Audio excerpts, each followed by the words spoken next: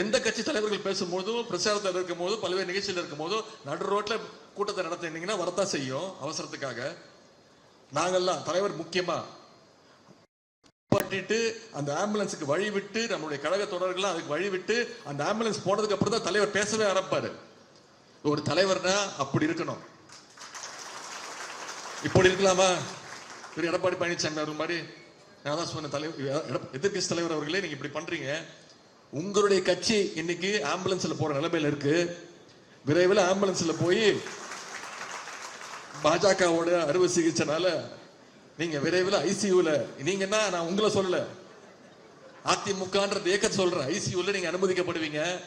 கடைசியில உங்களை காப்பாற்றுற மருத்துவராகவும் எங்களுடைய தலைவர் தான் வருவார் பாருங்க அப்படின்னு தான் சொன்னேன்.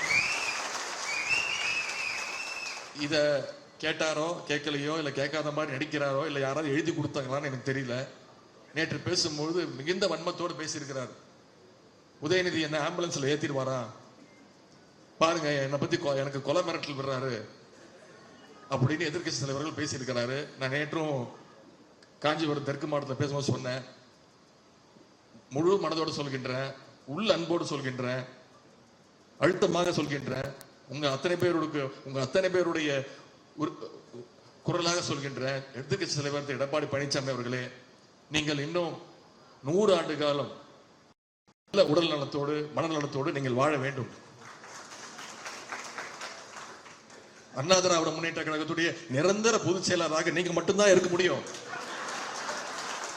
அதுதான் தமிழ்நாட்டுக்கு நல்லது. தமிழ்நாட்டு மக்களுக்கு நீங்க செய்யக்கூடிய ஒரே நல்ல காரியம் அதுதான். எங்களுக்கும் வேலை கொஞ்சம் சுலபமா இருக்கும்.